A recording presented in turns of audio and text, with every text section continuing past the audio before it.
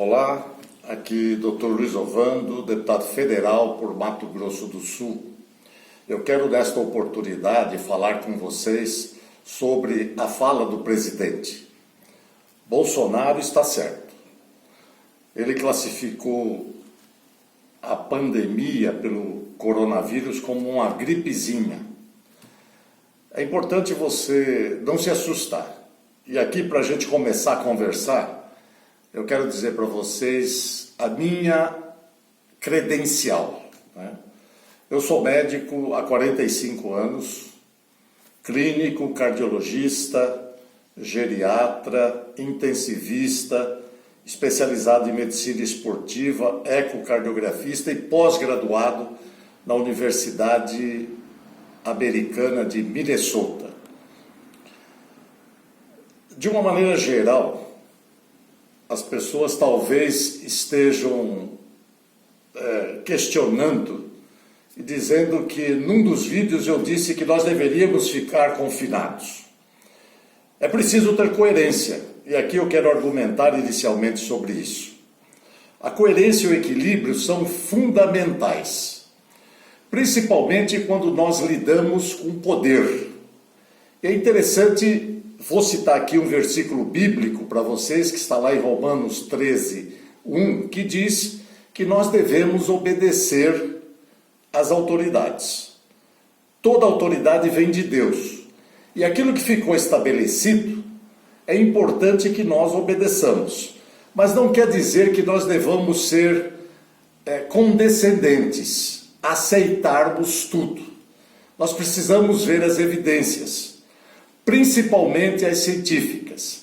E aqui, após o pronunciamento do presidente, todos resolveram criticar o presidente, principalmente os presidentes do Senado e da Câmara Federal. E aqui a minha pergunta: qual é a autoridade que tem essas duas autoridades, do ponto de vista epidemiológico, para criticar o presidente? Você vai pensar sobre isso e responder com você na sua roda de contatos. Eles expressam opiniões inconsistentes e eivadas de interesses outros que não da população. Vejam o fundamento do posicionamento do presidente. Vamos aqui entender um pouquinho para a gente não ficar apaixonado e não deixar que a racionalidade vá à frente das nossas opiniões. O Brasil tem 211 milhões de habitantes. 69% da população está entre 20 e 59 anos de idade. Isso significa 146 milhões de habitantes. 88,46% da população está abaixo de 60 anos de idade, ou seja, 186 milhões. A força de trabalho máxima está aí. 11,54% da população está acima de 60 anos, ou seja, 24 milhões de habitantes. 4% da população acima de 70 anos, ou seja, 8,4 milhões de habitantes. E esse pessoal não trabalha mais, muito poucos. Então, o perfil epidemiológico agora, né, da doença e faixa etária, é o que a gente precisa concentrar. Na China, a taxa de mortalidade abaixo dos 50 anos foi de 0,4% dos infectados. Na Alemanha, 0,35%. Na Coreia, 1,23%. No Brasil, até o momento, é de 1,55%. Na Espanha, de 6,06%. E na Itália, variando de 6,96% a 9%. Cerca de 80% dos sintomas é leve. O aumento da faixa etária requer internação.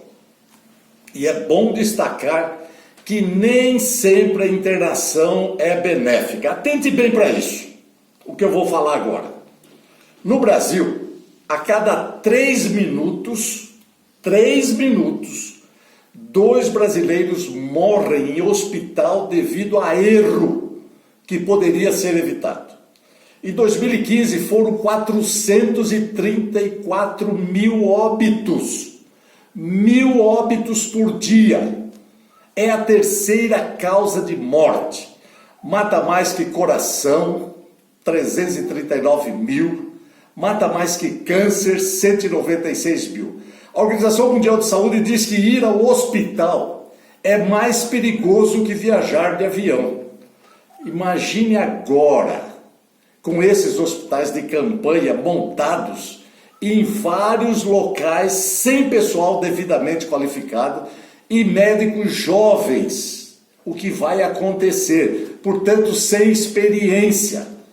O corona, com certeza, vai levar a culpa e os diagnósticos não serão feitos da faixa etária mais avançada.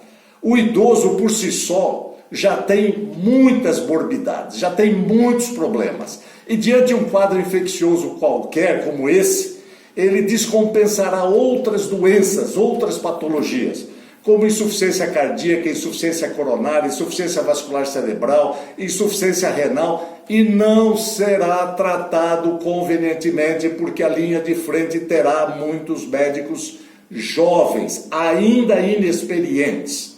É importante destacar isso. Nós temos negligenciado essa situação. Está se fazendo um estardalhaço em torno dessa possível infecção que vem a acometer grande parte da população, que se faz necessário. Confinar ou isolar não resolve. O presidente tem razão. Você sabe por quê?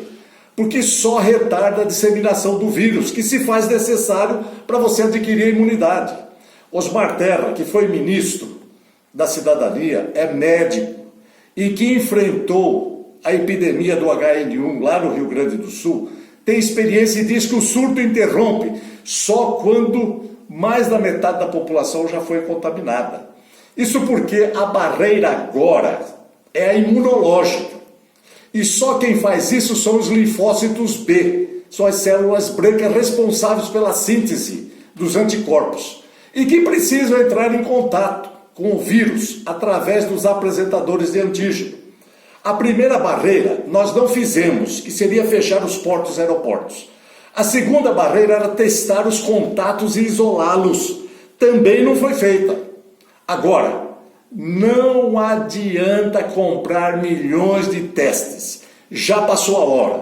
Agora a barreira tem que ser biológica, imunológica e isolar os idosos e imunocomprometidos e deixar o povo trabalhar e se contaminar para gerar anticorpos. Aí nós estaremos fazendo a coisa certa. Essa história de confinamento, parar a indústria, parar escolas, suspender toda e qualquer atividade econômica, só vai levar o país a uma situação complicadíssima lá na frente.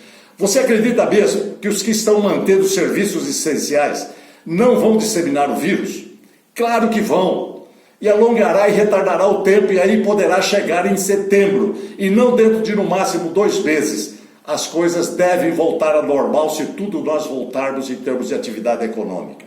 Os anticorpos surgem no organismo de forma eficaz após 10 a 15 dias.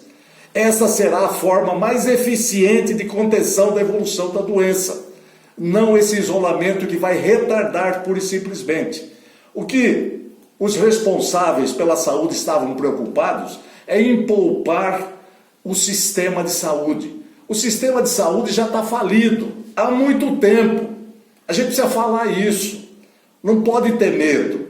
Agora, o que nós temos que fazer? É recomendar os cuidados. Lavar a mão, colocar máscara quando você tiver com problema, isolar se você for dado positivo do teste. É isso que tem que ser feito. Essa questão de isolamento econômico, ficar em casa, isso vai levar o país a um retrocesso, a uma bancarrota, a uma falência global. Nós precisamos reativar a economia. Isolamento não levará país, vai levar o país a colapso econômico. O que a oposição está estimulando e jogará a culpa no presidente. É preciso dizer aqui do ponto de vista político. Não tem jeito de separar saúde de política nesta situação, nesta circunstância que nós estamos enfrentando. É preciso termos alicerces científicos e evidências através dos dados que nos apontarão cada decisão a ser tomada. Pense sobre isso, não fique assustado, cuide do seu idoso, cuide daquele que tem comprometimento imunológico, porque esta é a faixa menor da população. E a faixa etária produtiva desse país precisa voltar a trabalhar e produzir, caso contrário, nós todos teremos problemas futuros. Muito obrigado.